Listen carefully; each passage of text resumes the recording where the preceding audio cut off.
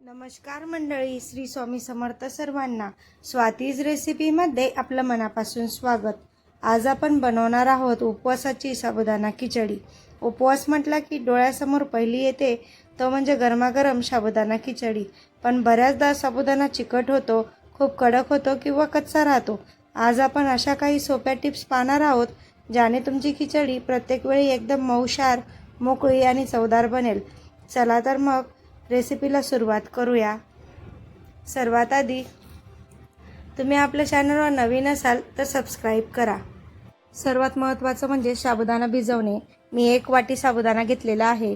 साबुदाणा भिजवण्याची योग्य पद्धत खूप गरजेची आहे. आधी साबुदाणा 2 वेळा स्वच्छ पाण्याने धुवून घ्यायचा आहे, जेणेकरून त्यातील जास्तीचा स्टार्च निघून जाईल. आता यात साबुदाणा बुडेल इतकंच पाणी आपल्याला, म्हणजे साबुदाण्याच्या वर फक्त अर्धा इंच पाणी राहील एवढंच पाणी आपल्याला ठेवायचं आहे. यावर झाकण ठेवून आपण 5 ते 6 तास किंवा रात्रभर साबुदाणा छान भिजवू शकतो. सकाळी साबुदाणा अगदी मोकळा मोकळा होतो आणि हाताने दाबल्यावर मऊ झाला पाहिजे असा आपल्याला साबुदाणा भिजवून घ्यायचा आहे. साबुदाणा खिचडीसाठी आपल्याला काय साहित्य लागेल ते पाहूया. 1 वाटी भिजलेला साबुदाणा घेतला आहे. साबुदाणा हा 5 ते 6 तास भिजत घातला होता. बारीक कट केलेला बटाटा, त्याला 2-3 पाण्याने स्वच्छ धुवून पाण्यात टाकून घेतलेला आहे. 1 वाटी शेंगदाणे, बारीक कट केलेली हिरवी मिरची, सेंधव, नमक आणि तेल. सर्वात आधी गॅस ऑन करून शेंगदाणे भाजून घेऊया.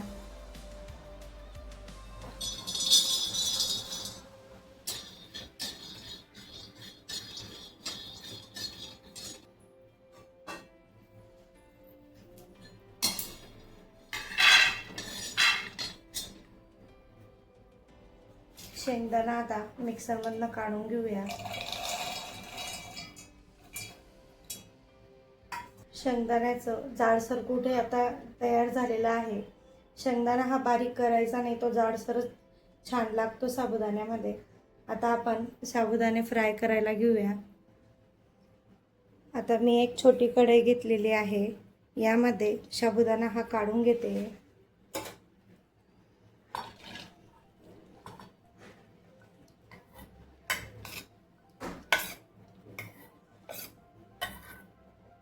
साबुदाणा आपल्याला मोकळा मोकळा करायचा असेल, कढईला चिटकू लागणार नाही म्हणून काळजी घ्यायची असेल तर आपल्याला साबुदाणा सगळा काढून त्यात शेंगदाण्याचं कूट टाकून घ्यायचं आहे. मिक्स करून घ्यायचं आहे छान.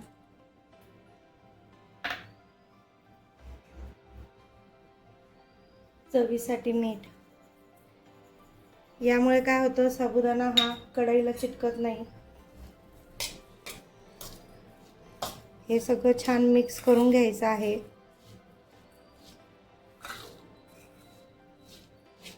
शेंगदाण्याचं कूट थोडं कमी वाटतंय म्हणून आपण परत टाकूया.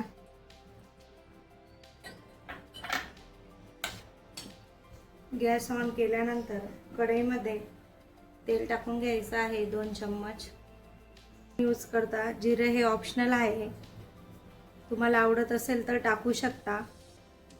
मी शक्यतो साबुदाण्यामध्ये जिरे हे वापरत नाही, म्हणून मी याच्यात साबुदाण्यामध्ये जिऱ्याचा वापर केलेला नाही आहे. आता तेल गरम झाल्यावर मिरची टाकूया.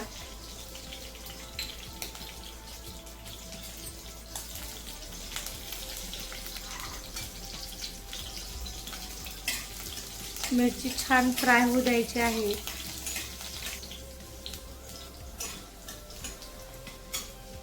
आता आपली मिरची छान फ्राय झालेली आहे. आपण आता गॅस कमी करू आणि बटाटे पाण्यात ठेवले होते म्हणून आपण गॅस कमी केलेला आहे.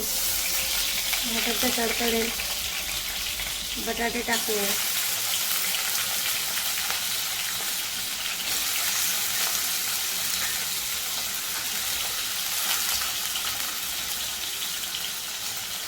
तेही छान फ्राय करून घेऊया तेलामध्ये.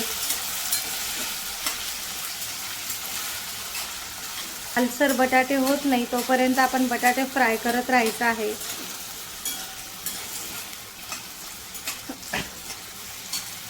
साबुदाण्यामध्ये बटाटे तुम्ही शिजवून सुद्धा टाकू शकता. ते फक्त 1-2 मिनिटासाठी फ्राय करावं लागतात. पण बटाटे जर आपण कच्चे टाकले तर हे बटाट्यांना पूर्ण असं कलर येऊस तर आपण त्याला फ्राय करत राहायचं आहे.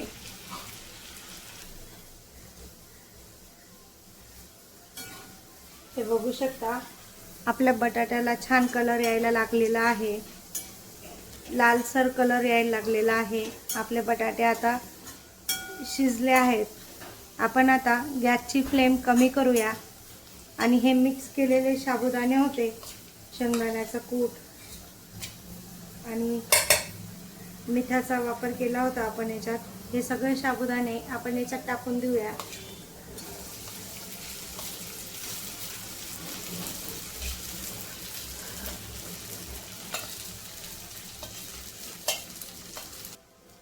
आता आपण छान मिक्स करून घेऊया.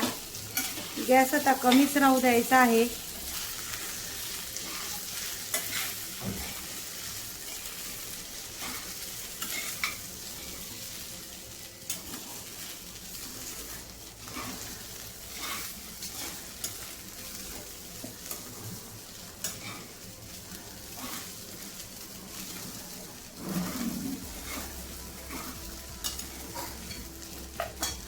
आता 2 मिनिटासाठी फक्त याच्यावर झाकण झाकून घेऊया.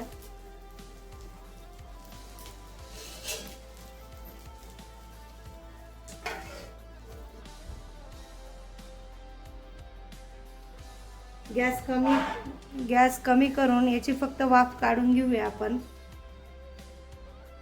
आता झाकण काढून पाहूया. हे बघा, साबुदाण्याचा रंग बदलला आहे. तो छान ट्रान्सपरंट झाला आहे. म्हणजेच आपली खिचडी एकदम परफेक्ट शिजली आहे. वाव, आपली गरमागरम मऊ आणि अगदी मोकळी साबुदाणा खिचडी तयार आहे. ही खिचडी तुम्ही थंडगार दह्यासोबत किंवा लिंबू पिळूनही खाऊ शकता.